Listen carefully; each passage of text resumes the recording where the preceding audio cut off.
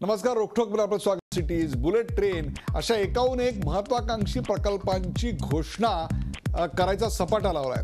नुकतेच जपानचे पंतप्रधान शिंजो अॅबे भारतात आले होते। त्यावेळी त्यांनी बुलेट ट्रेनसाठी भारत आणि जपान यांच्यामध्ये करार केला। या करारानुसार मुंबई अहमदाबाद हे 505 किलोमीटर लांबीचं अंतर ही बुलेट ट्रेन 98,000 कोटीचा खर्च करून बांधली जाणार आहे। त्यापैकी 19,000 कोटीचं कर्ज जपानकडूनच अगदी अत्यल्प म्हणजे 0.01 इतक्या टक्के व्याज दराने मिळणार आहे आणि ते पुढच्या 50 वर्षात आपल्याला फेडायचे। येत्या 7 वर्षात ही बुलेट ट्रेन धावायला लागेल आणि मुंबईहून अहमदाबाद अवघ्या 2-2.5 तासाच्या अंतरावर गाठता येईल। या हायस्पीड ट्रेनमुळे वेळ वाचेल। वेळ वाचणं याचाच अर्थ पैसा कमावण्यासारखाच आहे। हा प्रवास आरामदायी, सुरक्षित आणि पर्यावरण स्नेही, गर्दी नसलेला असेल। पण सवाल आहे, आपल्या देशामध्ये बुलेट ट्रेन ही प्राथमिकता असावी का?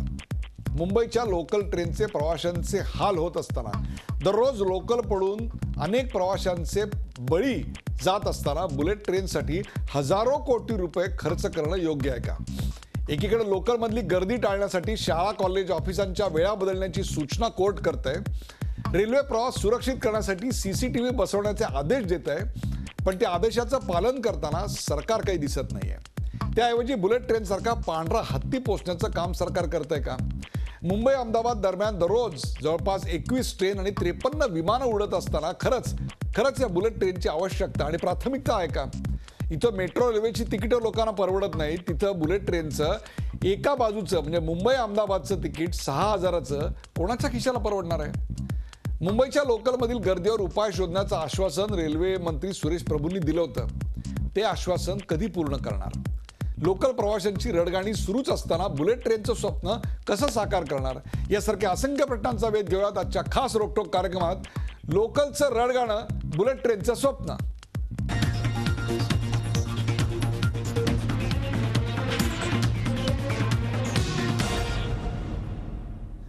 लोकलचं रडगाणं, बुलेट ट्रेनचं स्वप्न या कार्यक्रमात सुरुवातीला पाहूया या विषयावरचा एक खास रिपोर्ट।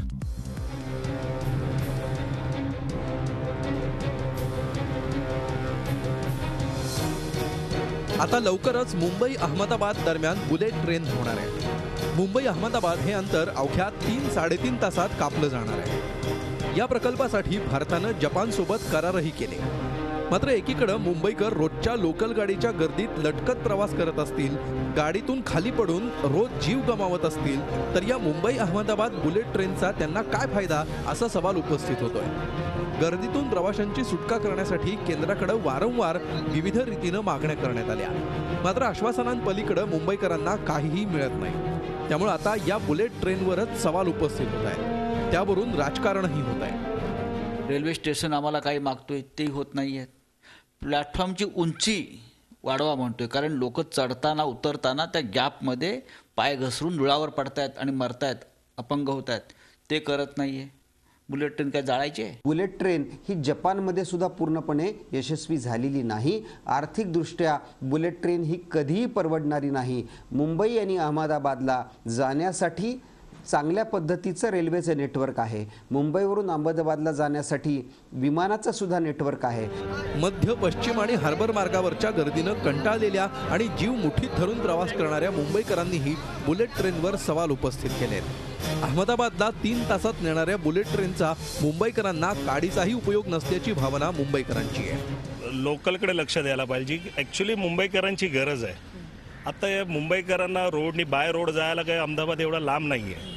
आता खरं मुंबईला गरज आहे ती लोकलला व्यवस्थित करणं, सुरक्षित। हे जे वायफाय खर्च करण्यापेक्षा, मुंबई अहमदाबाद बुलेट ट्रेन करण्यापेक्षा केंद्र शासनाने, रेल्वे मंत्र्यांनी खास करून मुंबईकरांना कशा सुविधा देता येईल आणि मुंबईकरांचा प्रश्न कसा सुटेल याच्याकडे त्यांनी लक्ष द्यावं, हीच आमची माफक अपेक्षा आहे। खर्च जो करणार तो कमीत कमी म्हणजे महाराष्ट्राच्या याच्यामध्ये किंवा गुजरात अहमदाबादपेक्षा मुंबईसाठी केला तर खरोखरच आज आमच्यासारख्या लोकांना म्हणजे त्याचा फायदा आहे। मुंबई अहमदाबाद दरम्यान पश्चिम रेल्वे मार्गावरून रोज सुपरफास्ट एक्सप्रेस गाड्या उपलब्ध आहेत। सर्वच महत्त्वाच्या विमान कंपन्यांची रोजची विमान सेवाही अहमदाबादसाठी उपलब्ध आहे। असं असताना या बुलेट ट्रेनची खरंच गरज आहे का असा सवाल उपस्थित होतो। बुलेट ट्रेन सारखा मोठा प्रकल्प करण्याआधी मुंबईकरांचा रोजचा प्रवास सुरक्षित आणि सुखकर करण्याची खरी गरज आहे। नवी दिल्लीहून रामराजे शिंदेसह देवेंद्र कोल्हटकर, झी मीडिया, मुंबई. लोकलचं रडगाणं बुलेट ट्रेनचं स्वप्न या विषयावरचा खास रिपोर्ट आपण पाहिलात आणि त्याची चर्चा करण्यासाठी आपण आमंत्रित केलेले आहे मुंबईचे भारतीय जनता पक्षाचे खासदार किरीट सोमय्या आपल्याबरोबर आहेत. किरीटजी, रेल्वे प्रश्नावर सातत्यानं आवाज उठवणारे किरीट सोमय्या आपल्याबरोबर आहेत. किरीटजी, आपल्या या कार्यक्रमात स्वागत. याच प्रश्नावर अत्यंत तळमळीनं भूमिका मांडणारे शिवसेनेचे खासदार अरविंद सावंत हे देखील दोन खासदार आपल्या बरोबर आहेत. त्याचबरोबर विरोधी पक्षातून म्हणजेच काँग्रेसमधून त्यांची भूमिका मांडण्यासाठी अमीन पटेल, काँग्रेसचे आमदार, मुंबईचे आमदार अमीन पटेल आपल्या बरोबर आहेत. ते नागपुरातून अधिवेशनाच्या ठिकाणून आपल्या बरोबर या कार्यक्रमात सहभागी होत आहेत. त्यांचं स्वागत. आपल्या बरोबर आहेत विवेक खरे. विवेक खरे यांचं नाव रेल्वेच्या प्रश्नाच्या संदर्भामध्ये, रेल्वेच्या अभ्यासासंदर्भामध्ये अत्यंत आदरानं घेतलं जातं. ते विवेक खरे आपल्या बरोबर आहेत. आणि लता आरगडे या रेल्वे प्रवासी संघटनेच्या सदस्य आहेत.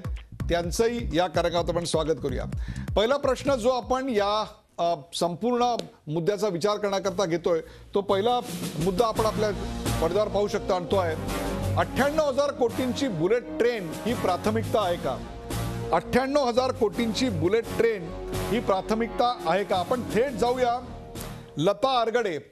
लता आरगडे या रेल्वेचा वापर करणाऱ्या आणि त्याहीपेक्षा रेल्वे प्रवासी संघटनेच्या सदस्य आहेत.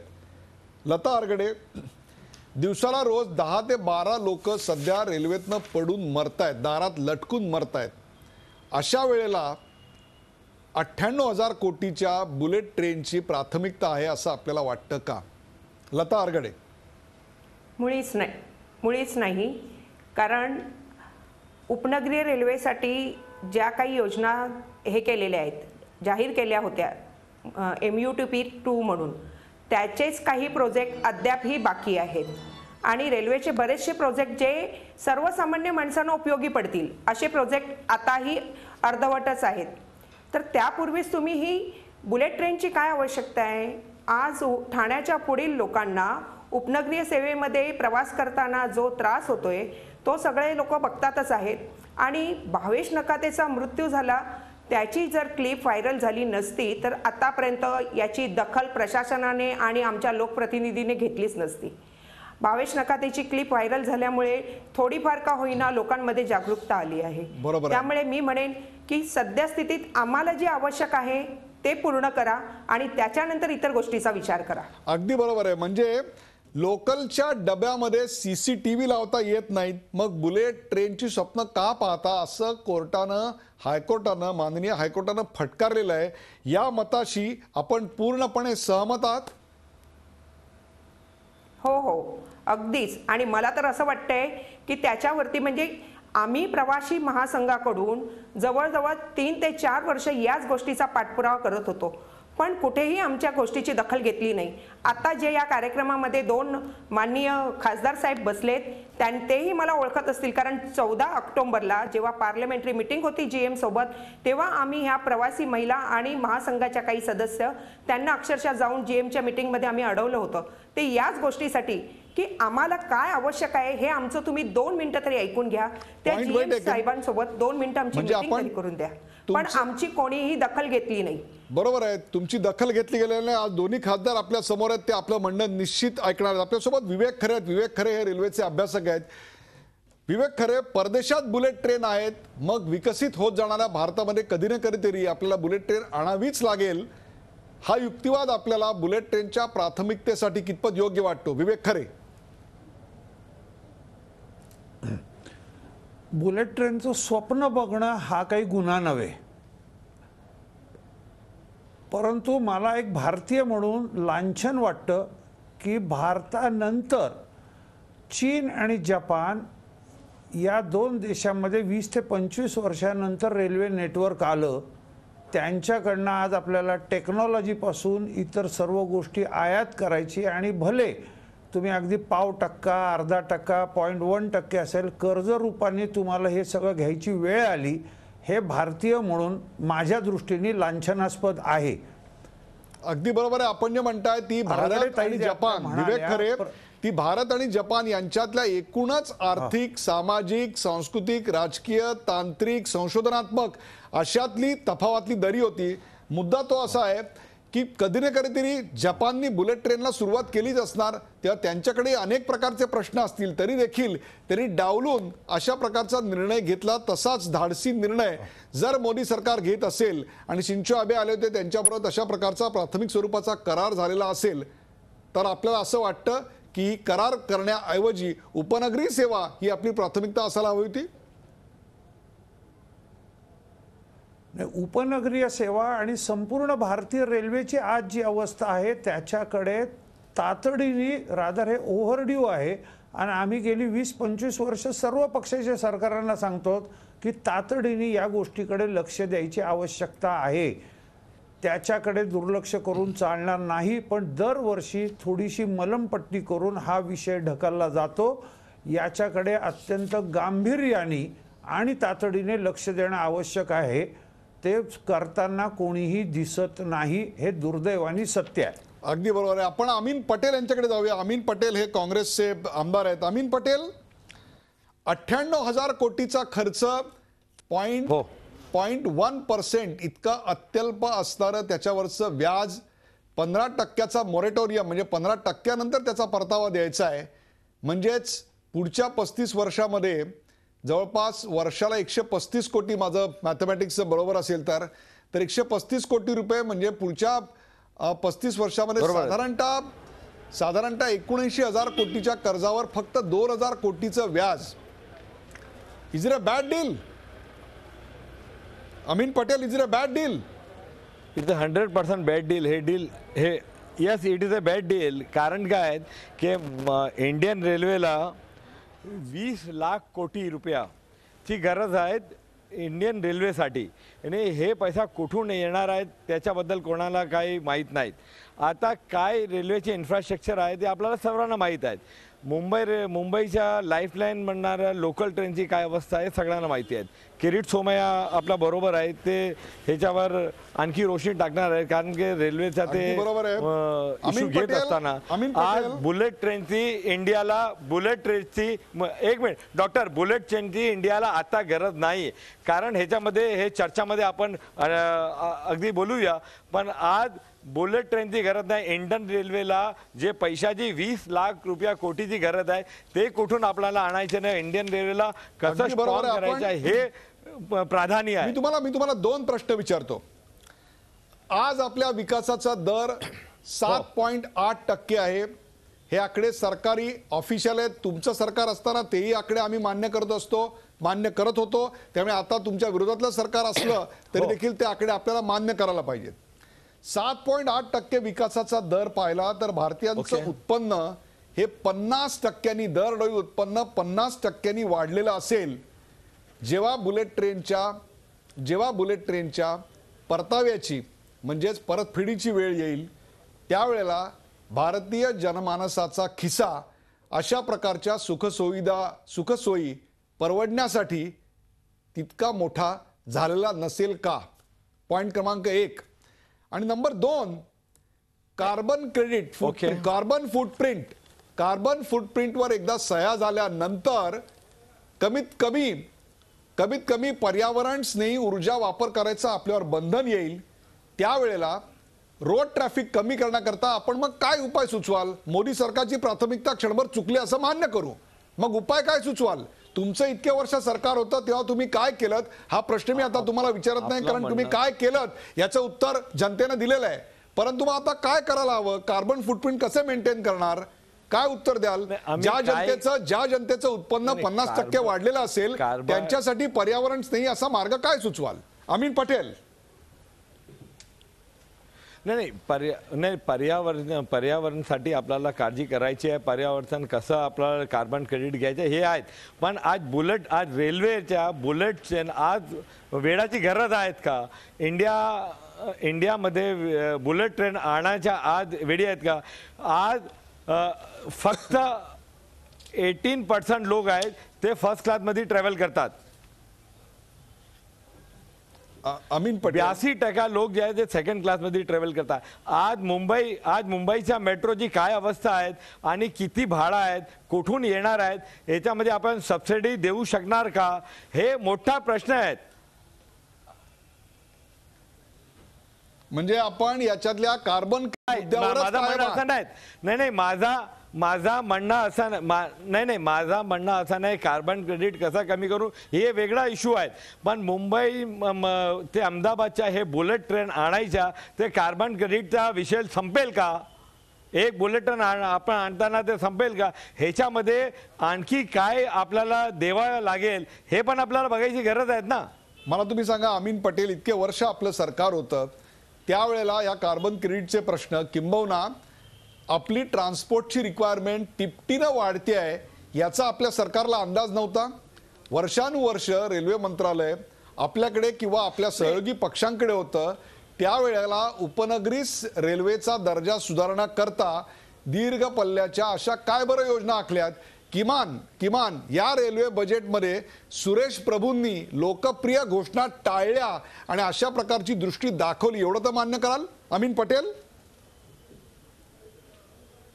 नाही, ह्याच्या अगोदर पण मी रेल्वेला सक्षम करायला, रेल्वेचा लॉस कसा करायचा त्याच्यावर लय उपाय झालेला आहेत. बजेटमध्ये तरतूद करून बजेटमध्ये एक्सपेंडिचरला कसा कंट्रोल करायचा. लालू प्रसाद यादव रेल्वे मिनिस्टर असताना, माधवराव सिंधिया रेल्वे मिनिस्टर असताना, ममता बॅनर्जी रेल्वे मिनिस्टर असताना लय उपाय केले आहेत. पण आज रेल्वेचा नेटवर्क वाढायचा, फ्रेट कसा आणायचा हे सगळं बघितले झालेले आहेत. पण आज आपण जे चर्चेला बसलो आहोत की बुलेट ट्रेनची गरज आहे की मुंबई लोकलला मजबूत करायची गरज आहे की इंडियन रेल्वेला मजबूत करायची गरज आहे. ह्याच्यावर जे रुपया लागणार आहेत 98,000 करोडचे ते इन्व्हेस्टमेंट होणार आहेत हे बरोबर आहेत का ह्याच्यावर आपण चर्चा करणार आहोत. आपण जाऊया किरीट भाई, तुमच्या आधी जाऊया Arvind Sawant. Let understand his points. Arvind Sawant, या महागड्या बुलेट ट्रेनची गरज नाही अशा स्वरूपाची आपल्या पक्षाची भूमिका आहे? मला वाटतं त्यावर माननीय संजय राऊत यांनी आपली भूमिका मांडलेली आहे. पण मला त्यापेक्षा महत्त्वाच्या मुद्द्यांकडे जायचं आहे. आत्ता मी सुरुवातीला लता अरगडेंचं ऐकलं आणि त्या असं म्हणाल्या की लोकप्रतिनिधींनी यामध्ये काही आता हे दोघं जण बसलेत त्यांच्या माहितीसाठी सांगतो, गेल्या वर्षी सुद्धा जेव्हा गौडा मंत्री असताना रेल्वेची भाववाढ केल्यानंतर आम्हीच सगळे खासदार गेलो होतो धावत. रेल्वेशी आम्ही प्रवासी, मी तर निदान रेल्वेतनं आयुष्यभर प्रवास केला. एक आत्ता आमदार खासदार झाल्यानंतर प्रवास संपला. त्यामुळे रेल्वेच्या प्रवासात काय आता येत ते आम्हाला जाणीव आहे त्याची. आणि म्हणून आम्ही त्या संदर्भात ताबडतोब जाऊन ती भाववाढ थांबवली त्यावेळेला. नंतर दुसरा विषय जेव्हा आला की त्या म्हणाल्या की जेव्हा आम्हाला मीटिंगमध्ये होतो ती मीटिंग माननीय मुख्य महाव्यवस्थापकांनी लावली होती, रेल्वेच्या खासदारांसाठी लावली होती. आम्ही त्या बैठकीत गेलो. बैठक संपल्यानंतर ही सगळी मंडळी बाहेर उभी होती गर्दी करून आणि ते म्हणाले आताच्या आता आम्हाला महाव्यवस्थेची बैठक घालून द्या, हे योग्य वाटत नाही. आणि मी त्यांना तेव्हाही सांगितलं होतं तुम्ही मला सांगा, तुम्ही संपर्क करा, मी तुमची भेट घडवून देतो. त्यानंतर त्या लोकांनी माझ्याशी आजवर एक वैयक्तिक भेटीचा मुद्दा आहे. अरविंद सावंत हा वैयक्तिक भेटीचा मुद्दा आहे, तो संदर्भात टाळून आपण बोलूया.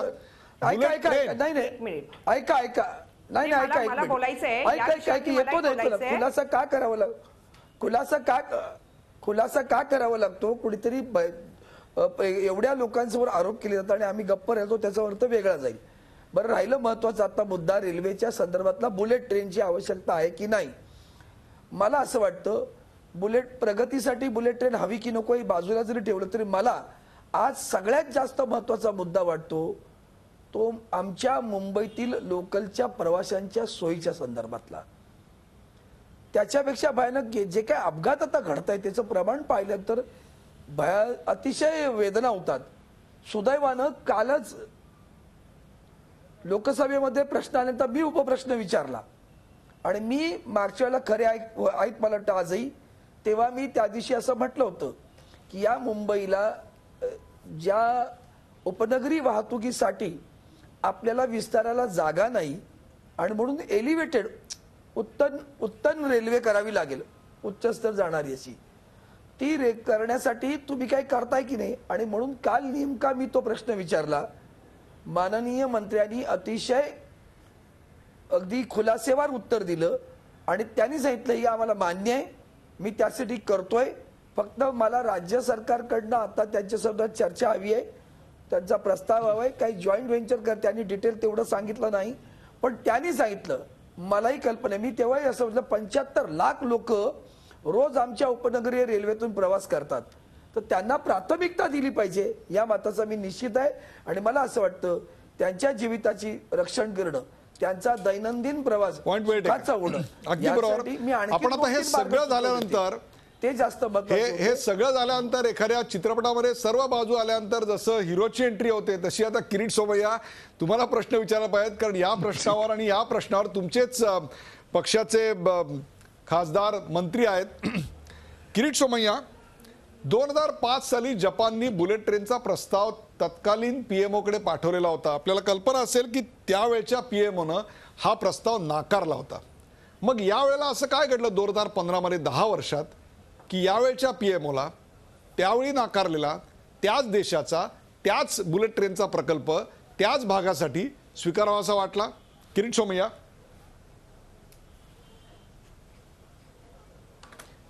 98 पासून सतत 17 वर्ष आपला देश 5 ते 10% GDP ग्रोथनी पुढे जात आहोत. आज आपल्याकडे 35 ते 40 कोटी मध्यमवर्गीय झाले आहेत. जगात विकासाच्या दृष्टीने भारत आता नंबर 1 देश झाला आहे, म्हणजे विकासाची गती. मला सांगा, आपण अनेक वेळा वसई पुलावरून प्रवास करतो किंवा मुंबईची लोकलचा विचार करतोय, तर ते 100-150 वर्षापूर्वी ब्रिटिशांनी सुरू केली होती. आता आपण पुढच्या 50 वर्षाचा विचार करणार की नाही? आणि म्हणून पुढच्या 50 वर्षाचा जर विचार करायचा असेल, 21व्या शतकातला पिढीचा विचार करायचा असेल, तर जगात इन्फ्रास्ट्रक्चरच्या दृष्टीने जे जे काही साधन उपलब्ध असेल ते मी भारतात आणायला प्रयत्न करणं. एक मी थोडीशी क्षमा मागतो, विषय मुंबई अहमदाबाद बुलेट ट्रेनचा नाही आहे, कारण की बुलेट ट्रेन 11 रूट डिक्लेअर झालेले आहेत. मुंबई अहमदाबाद, मुंबई गोवा अशा पद्धतीने 11 रूट डिक्लेअर झालेले आहेत. कुठला तरी एक पहिला सुरू करायचा. आता दुसरी गोष्ट मी सांगू इच्छितो की मुंबई रेल्वेचा विकासाच्या दृष्टीने, प्रवासी सुरक्षा सुविधाच्या दृष्टीने वी आर कमिटेड. ही आमची प्राथमिकता आहेत, राहणारच. अरविंदनीच काल एलिव्हेटेड रूटचा प्रश्न विचारला आणि सुरेश प्रभूंनी त्याला पॉझिटिव्ह उत्तर दिलं. त्या दृष्टीने टेंडरिंग प्रोसेस 6 महिन्यात सुरू होणार आहेत. गेल्या बजेटमध्ये MUTP 3 म्हणजे ठाणे कल्याण 5वी आणि 6वी लाईन किंवा कल्याणहून येताना ठाणे बायपास करून डायरेक्ट नवी मुंबईकडे जाता येणार हा रेल्वे रूट आम्ही आग्रह करून करायला लावला. आता बजेटमध्ये इन्क्लूड झाला. त्या दृष्टीने कामकाज सुरू झालं. म्हणून प्लॅटफॉर्मची उंची, एस्केलेटर, फुट ओव्हर ब्रिज किंवा स्कायवॉक किंवा त्याचबरोबर नवीन प्रकाराचे डब्बे, रेल्वेची क्षमता वाढवणं, 12 आणि 15 डब्याच्या गाड्या सुरू करणं, याला प्राथमिकता असणारच. परंतु बुलेट ट्रेन, लोकल ट्रेनची तुलना, मग कौशल रोड आणि मग माझ्या घरच्या समोरची पातळ गलीची तुलना किंवा पुणे एक्सप्रेस रोड बनवायचा की ग्रामीण भागाचा रोड बनवायचा, मला असं वाटतं विकसित होणारा देशासाठी ही तुलना ही योग्य नाही आहे. मला विकास 10% डबल डिजिट करायचा आहे. किरीट भाई, एक छान आहे पाहिजे, किरीट भाई पण पाहिजे, नाही तर म्हणायचं 1 लाख कोटी करणार. पहिलं मुंबईची माझी माहीम रेल्वे सुधारा. किरीट भाई, तुम्ही एखाद्याचा युक्तिवाद करताना जी एक मांडणी करताना, किरीट भाई जी एक मांडणी करताना, युक्तिवाद करताना ती अत्यंत आकर्षक असते. पण मुद्दा तो नाही आहे. मुद्दा असा आहे की आत्ताच्या सरकारची एखाद्या गोष्टीची अंमलबजावणी करण्याची क्षमता, आणि हाच तर खरा मुद्दा आहे ज्याच्यावर हायकोर्टाने पण ताशेरे ओढलेत की जिथे तुम्हाला उपनगरी रेल्वेमध्ये साधे CCTV सुद्धा अजून बसवता येत नाहीत. किरीट भाई, 18 महिने होऊन गेलेले आहेत आपलं सरकार येऊन. Point number 1. पॉईंट नंबर 2, महत्त्वाच्या प्रकल्पांसाठी भूमी अधिग्रहण बिल आपल्याकडे अजून हवं त्या परिस्थितीत पास झालेलं नाही. जीएसटीचं काय झालंय आता आपण दोघंही संसदेत आहात, आपल्याला माहिती आहे. जीएसटी यावेळी पारित होऊ शकत नाही. भूमी अधिग्रहणाची अवस्था आपल्याला माहिती आहे. अशा प्रकारे मुंबई ते अहमदाबाद ही बुलेट ट्रेन करता लागणारी जमीन, त्याचं भूमी अधिग्रहण, त्याच्या निधीची उभारणी 10 ते 12 हजार कोटी रुपये आपल्याला उभे करावे लागतील आणि 79,000 कोटी जपानकडनं येतील.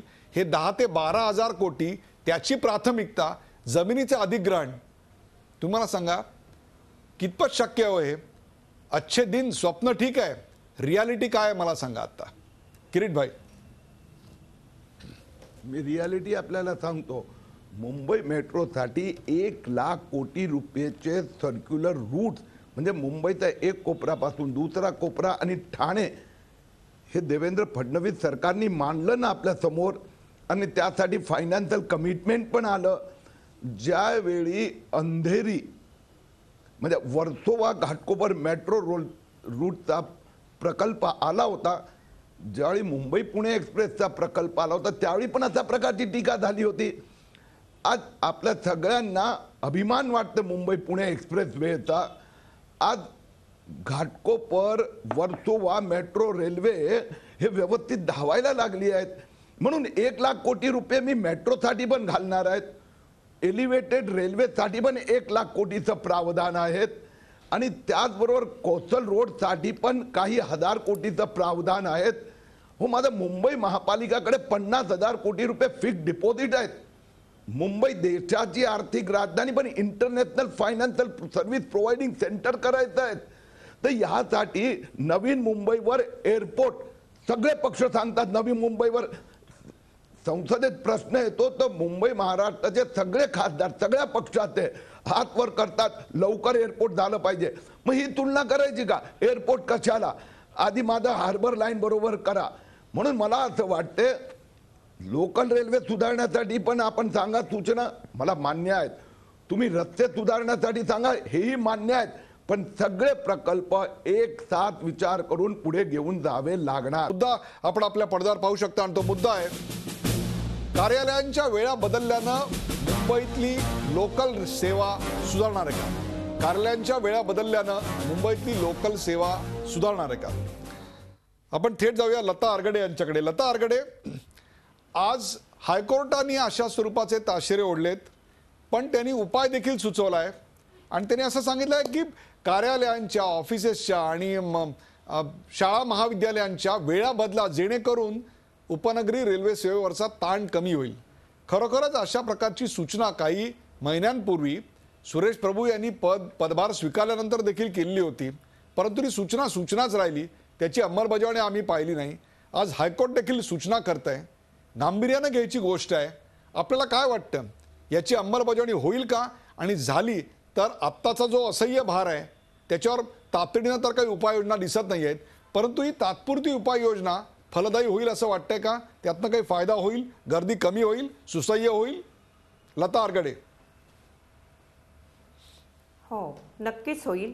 कारण आपण सकाळच्या वेळेला बघतो की साधारण एक 8 ते 10 वाजेपर्यंत 2 तासामध्ये एकाच ठिकाणी गर्दी जाते आणि संध्याकाळी 3 तासामध्ये ती एकाच दिशेने परत येते. त्याच्यामुळे ही जी शासकीय कार्यालये, निमशासकीय कार्यालये आहेत, प्रायव्हेट सेक्टरमधली आहेत आणि काही शाळा महाविद्यालय वगैरे, ह्यांची जर वेळ आपण बदलली तर नक्कीच फायदा होईल. कारण जेणेकरून ही गर्दी डायव्हर्ट होईल आणि त्याचा ताण रेल्वेवर येणार नाही. कारण तुम्ही एक गोष्टीचा विचार करा, आज ठाण्याच्या पुढे जी लोकं राहतात त्यांना ट्रेनशिवाय दुसरा कुठलाही पर्याय नाही आहे. त्यामुळे सगळी लोकं एकाच वेळेला, म्हणजे आपल्या इथे साधारण 9:30, 10, 10:30, 11 अशा कार्यालयाच्या वेळा आहेत आणि त्याच्याच अनुषंगाने लोक प्रवास करत आहेत. त्याच्यामुळे मला वाटतं याचा 100% फायदा होईल. फक्त त्याच्यासाठी राज्य शासनाने सहभाग घ्यावा आणि विचार करावा. आणि दुसरं मी असं म्हणेन की ही तात्पुरती मलमपट्टी होईल. कारण काही जिथे करता येईल, शक्य आहे अशा ठिकाणीच तुम्ही वेळेमध्ये बदल कराल. पण काही ज्यांचे बिझनेस आहेत की जे काही ठराविक वेळेतच होऊ शकतात, तिथे हा पर्याय लागू होणार नाही. त्याच्यासाठी मी सांगेन की ही तात्पुरती मलमपट्टी करून काय पुन्हा म्हणजे थोड्या दिवसानंतर पुन्हा नवीन प्रश्न उद्भवतील. त्यापूर्वी त्यांनी राज्य शासनाने मेट्रो वगैरे सारखे प्रकल्प ठाण्याच्या पुढे राबवावे, की आज आपल्या देशाला 65 वर्ष झाली स्वातंत्र्य मिळून पण तिकडे एक पॅरलल रस्ता नाहीये. आज डोंबिवली कल्याण सारख्या ठिकाणच्या लोकांना की आम्हाला मुंबईला ठाण्याला यायचं असेल तर 1 ते 1.5 तासाचा प्रवास करावा लागतो. ही शोकांतिका नाहीये का?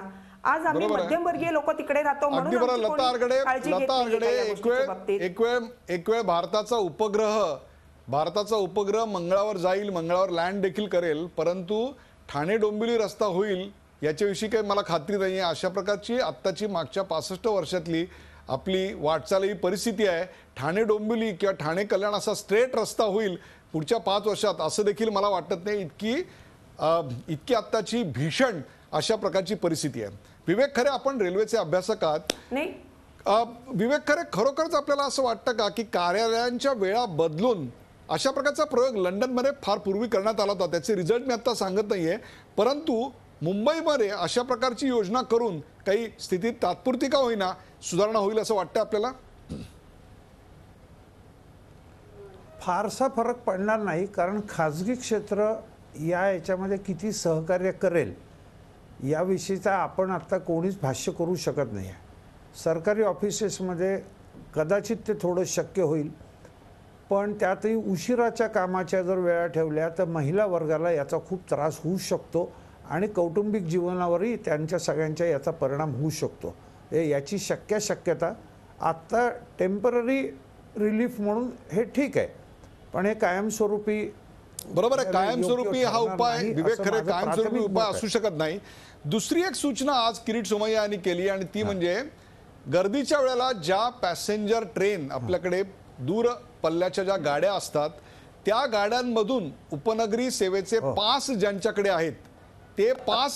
आहेत त्यांना प्रवासाला परमिशन द्यावी अशा प्रकारची त्यांनी मागणी केली आहे. म्हणजे विवेक खरे, आम्ही पैसे द्यायचे. कोणी केली ती ही मला आज जी माहिती आहे ती आपल्याच खासदारांनी केली आहे. ते दोन्ही खासदार आपल्याकडे आहेत, किरीटभाई आहेत आणि अरविंद सावंत देखील आहेत. परंतु मुद्दा असा आहे की आम्ही पैसे द्यायचे, आमची सीट आरक्षित करायची आणि आरामदायी प्रवासाकरता आम्ही रेल्वेत बसायचं आणि तुम्ही यायचं आणि सांगायचं चल हो रे बाजूला, 4थी सीट मला दे, मी पण इथे, मलाही अलाउड आहे, मलाही आता परमिशन मिळालेली आहे, हा बघ माझ्याकडे ठाणे कल्याणचा पास आहे, मी या लोकलमध्ये आता बसणार, मी या पॅसेंजर मध्ये बसणार आहे किंवा मी या पॅसेंजर मध्ये उभा राहणार आहे. विवेक खरे, हे कितपत योग्य असं वाटतं आपल्याला? लोकप्रतिनिधी म्हणून किंवा त्यांच्या हेतूनी म्हणून त्यांनी बोलणं हे मी मान्य करू शकतो, परंतु माझा स्वतःचा एक अनुभव सांगतो. मी देशाच्या कुठल्या भागात तो आला ते सांगत नाही, कारण मी प्रांतरचनेवर माझा फारसा विश्वास नाही आहे. आम्ही 4 पॅसेंजर फर्स्ट क्लासचे आम्ही एका कोपऱ्यात आणि विदाऊट तिकीट चढलेले, अगदी बकऱ्या आणि दुधाच्या घागरी घेऊन चढलेले आणि पुढे 400-500 किलोमीटर प्रवास केलेले, आम्ही जीव मुठीत धरून बसलो होतो. त्यामुळे असे अनुभव मग मुंबईकरांनाही यायला लागतील. ज्यांनी लांब पल्ल्याची तिकीट काढली त्यांना येऊ शकतील असे प्रवास. फक्त अरविंद सावंत, नाही, पहिल्यांदा ऐका, आम्हाला बोलू द्या, कारण ही सूचना मी जी रविवारी बैठक झाली जीएमनी आमची घेतली सेंट्रल रेल्वे, तेव्हा मी वेस्टर्न रेल्वेचे DRM पण होते. पहिल्यांदा ही सूचना पूर्णपणे ऐकून घ्या काय केली होती ती. दूरपल्ल्याच्या गाड्या जेव्हा मुंबईत येतात तेव्हा कल्याण पासून त्या गाड्या रिकाम्या होत येतात. कल्याण, ठाणे आणि त्या पुन्हा फास्ट ट्रेन सारख्याच असतात, कारण ठाण्याहून दादरहून छत्रपती शिवाजी टर्मिनस अशा त्या जाणार. आता या गाड्या रिकाम्या होतात. उदाहरणार्थ आमची विदर्भ घेतलीत तुम्ही तर तुम्हाला लक्षात येईल की आम्ही आमदारवरे मंडळी सोडलीत तर ती गाडी दादरपासून तर पुढे अक्षरशः रिकामी येते. आणि म्हणून महिलांच्यासाठी तेव्हा मी असं म्हटलं की या गाड्या जेव्हा येत असतात दूरपल्ल्याच्या गाड्या, तेव्हा सकाळी येताना त्यांना अशा प्रकारची सुविधा द्यावी. हा जो करेंना अनुभव आहे तो मलाही आलेला आहे अनेकदा. पण आपल्याकडे मगाशी तुम्ही जेव्हा इंग्लंडचं उदाहरण, लंडनचं उदाहरण दिलं, आपल्याकडे एकतर आपला देश इतक्या धर्मांचा, पंथांचा आणि असा विविध रंगी आहे, विविध ढंगी आहे, त्यांचे सण सूद हा सगळा विचार केलात तर आपल्या लक्षात येईल की गाडीतनं प्रवास करणाऱ्यांची संख्या केव्हा केव्हा अधिक वाढते. तो विषय जरा बाजूला ठेवूया. पण आपण लोकलच्या प्रवाशांसाठी ही सूचना मी स्वतः केली त्यात जर काही गैर असेल तर खरेदी सांगावं. पण ती सूचना अशी होती येताना, जाताना नाही सांगितली मी. मग जाताना मी अशी सूचना केली त्यांना किंवा छत्रपती शिवाजी टर्मिनसहून जेव्हा गाडी सुटेल तेव्हा मात्र ही सुविधा देऊ नये, कारण लांब पल्ल्याची गाडी बरंच जाणार आहे पुढे, आणि त्याला जर तुम्हाला करायचं असेल तर त्याच्यात मी उपसूचना अशी केली की गाड्या तुमच्या लांब पल्ल्याच्या 22 डब्याच्या जवळजवळ आहेत. काही गाड्या 17-18 डब्यांच्या आहेत. त्या 17-18 डब्यांच्या गाड्यांना 4 एक्स्ट्रा डबे लावा लोकलच्या लोकांसाठी, आणि ते कल्याणला तुम्ही त्याच्यापासून दूर करून ती गाडी पुढे निघून जाईल. पण निदान कल्याणपर्यंत आमच्या महिला प्रवासी तरी का होईनात सुखानं जातील त्यातून. ही माझी त्याच्या मागची धारणा होती आणि विवेक खरे केली. विवेक योग्य नसेल तर स्वीकारू नये, पण मला असं वाटतं की त्याच्यामधली भूमिका ही होती. विवेक खरे, लता आणि अमित पटेल यांचं मत घेऊया. विवेक खरे. नाही आता प्रथम बोलले तेव्हा मला त्यांची पूर्ण बोला विवेक खरे बोला. मला ती त्यांची भूमिका कळली. अरविंदजींची भूमिका त्यांची स्वीकारार्ह आहे, परंतु ती वास्तवात रेल्वे प्रशासनाला कितपत आणता येईल. करेक्ट. म्हणजे मुंबईत जेव्हा सकाळी गाड्या येत असतात तेव्हा ते कदाचित अंमलात आणता येईल, पण मुंबईहून गाड्या निघतात तेव्हा त्या कितपत अंमलात आणता येईल किंवा कल्याण म्हणा किंवा विरारला त्या डबे काढून घेणं टेक्निकली कितपत शक्य होईल, मला जरा साशंका आहे. अमीन पटेल, तुम्ही या सूचनेचं स्वागत करता का? आपली जशी बुलेट ट्रेनला जसा आपला विरोध आहे तसा याही सूचनेला आपला विरोध आहे? नाही, चांगला सूचना असेल तर आपण त्यांच्या स्वीकार करू शकतात आपण. नाही, ह्याच्यामधले अरविंदजीने जे सांगितले आहेत ते बरोबर आहेत की सकाळी जे ट्रेन येतात त्याच्यामध्ये आपण हे करू शकतात, पण जाताना हे शक्य होईल की नाही होईल हे ट्रायल अँड एरर बेसिसवर आपण नाही होणार. मान्य ना मला. रेल्वे करू शकतात. सकाळची गडबड काय असते, सकाळची गडबड वेळेवर ऑफिसमध्ये पोहोचणं हा जास्त महत्वाचा विषय ठरतो. सकाळचा हा जास्त महत्वाचा विषय ठरतो आणि दोन्ही विषयामध्ये एखादी गाडी सुटली तर दुसरी गाडी पकडता येईल. अरविंदजी, ते मुंबईला यायच्या आणि मुंबईतून बाहेर जायच्या दोन्ही विषयाला इम्पॉर्टन्स आहेत. तुमची सूचना सकाळची आहे जे बरोबर आहे, संध्याकाळी 4 डब्बा एक्स्ट्रा लावायचा ते नंतर काढायला टाकायचा हे कसं होणार आहे माहित नाही. ते रेल्वे करू शकतात, ते सूचना आहेत. आपण त्याच्यामध्ये माझा त्यांच्यावर विरोध नाही, सूचना असताना मला असं म्हणायचं की कराच म्हणून, पण येतानाची सूचना मी किरीट भाई नाही एक आपण आणखी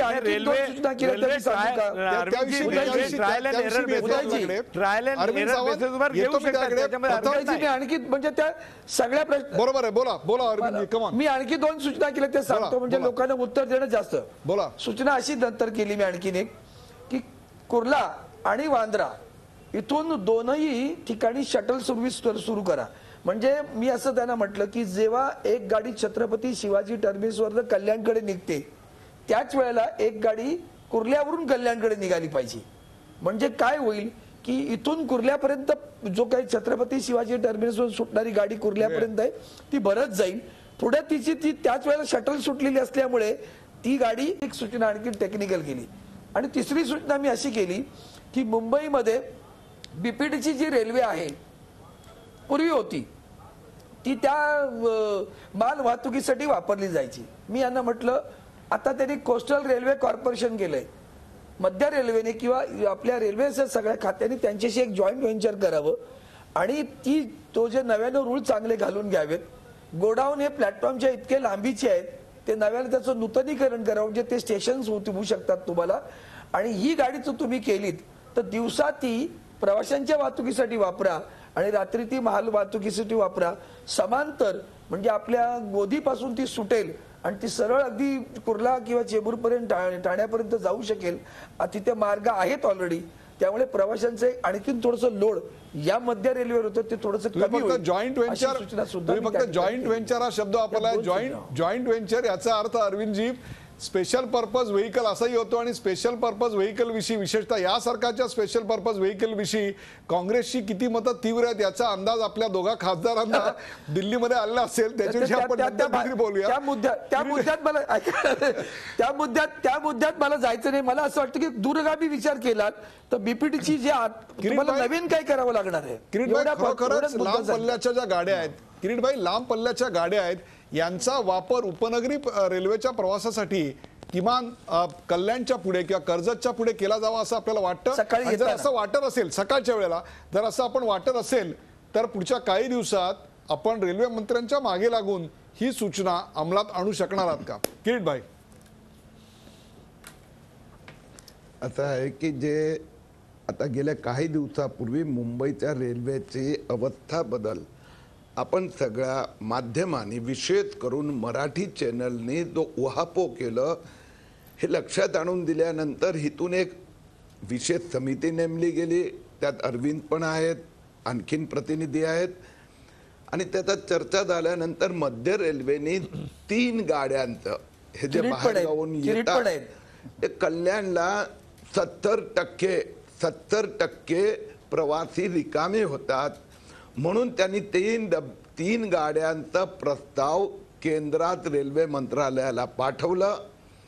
एक कॉपी मला दिली. मी गेले 3 दिवस त्याचा पाठपुरावा करत आहेत. रेल्वे मंत्रालय त्याचा प्रोसेस करून पुढच्या आठवड्यात आम्हाला म्हणजे अरविंद असो, मी असो किंवा मध्य रेल्वे किंवा त्या कमिटीला या संबंधी उत्तर देणार आहेत. एक प्रयोगात्मक पद्धतीने सकाळच्या भागात हा प्रयोग करायचा विचार आहे. प्रयोगानंतर आपण 3 महिने प्रयोग करू, त्यानंतर मग बाकी पुढे कसं जाऊ त्याचा विचार करू. मी एकच गोष्ट सांगू इच्छितो, मी आपल्याद्वारा सगळ्यांना विनंती करू इच्छितो की वेगवेगळ्या सूचना द्या. बघा, चुका आणि त्रुटी शोधायला बसलो ना तर सगळं चित्र काळच दिसणार. त्याबरोबर सजेशन द्या. त्या सजेशनचा अरविंद असो, मी असो की आणखीन आम्ही जे खासदार आणि बाकी लोक आहोत हे इथे दिल्लीत बसून पाठपुरावा करू. त्यातनं 10 विचार आले, त्यातनं 4 सक्सेसफुल होणार, 2 मध्ये सुधार करावा लागणार, 3 निष्फळ पण जाणार. परंतु वी हॅव टू कोणत्याही परिस्थितीत मुंबईतल्या रेल्वेची सुरक्षा, सुविधा आणि क्षमता वाढवायची आहे. किरीट भाई, तुमची हे जे 3 शब्द आहेत की सुविधा, क्षमता वाढवायची आहे, हा जो तुमच्या दोघांनी एक निर्धार व्यक्त केला आहे त्याचं स्वागत करतानाच एक लक्षात घ्या, 18 महिने उलटून गेलेत याची जाणीव आपल्या दोघांना असली पाहिजे. प्रेक्षको, पुढच्या 3 दशकांमध्ये ट्रान्सपोर्ट संबंधित गरजा खरं तर तिपटीनं वाढणार आहेत.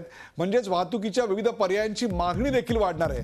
प्रवाशांची ही सगळी वाढणारी गरज भागवताना विमान सेवेची देखील दमछाक होणार आहे. एकीकडे आम्ही कार्बन फुटप्रिंट पाळायचं बंधन घेतलेलं आहे, तर दुसरीकडे प्रवाशांच्या अशा गरजा वाढलेल्या आहेत. यावेळी आम्हाला विविध मार्गांचा, मग ते छोटे मोठे मार्ग असतील किंवा बुलेट ट्रेन सारखे पर्याय असतील, याचं स्वागतच करायला पाहिजे. पण सवाल आहे तो प्राधान्यक्रम ठरवण्याचा. दिल्ली आग्रा दरम्यान ताशी 160-170 किलोमीटर वेगानं धावू शकेल अशी रेल्वेची घोषणा सुरेश प्रभूंनी केली आहे. मग तशी सुपरफास्ट रेल्वे मुंबई, दिल्ली, कोलकाता, चेन्नई या 4 शहरांदरम्यान आपण का बरं सुरू करू शकत नाही? बुलेट ट्रेनला पर्याय म्हणून करायची ती उपयोगी ठरू शकेल का याचाही विचार व्हायला हवा. त्याचवेळी मुंबईकर लोकल प्रवाशांच्या समस्या सोडवण्यासाठीचा प्राधान्यक्रम या रेल्वेच्या बजेटमध्ये तरी किमान आमच्या या 2 खासदार मित्रांनी सुरेश प्रभू यांच्याकडून मान्य करून घ्यावा. कारण मागच्या बजेटमध्ये आमच्या हाती काही फार पडलंय उपनगरी रेल्वेला असं काही आम्हाला दिसत नाहीये. एकूणच बुलेट ट्रेन ही जेवढी बुलेट गतीने येईल त्याच्यापेक्षा दुप्पट बुलेट ट्रेन गतीनं आम्हाला उपनगरी रेल्वेच्या सेवा हव्या आहेत, असाच आत्ताच्या या चर्चेचा गोषवारा आहे. या चर्चेत सहभागी झाल्याबद्दल सर्व मान्यवरांचे आभार. ताज्या बातम्यांसाठी पाहत राहा झी24 तास. रहा एक पाऊल पुढे. झी24 तास रहा एक पाऊल पुढे.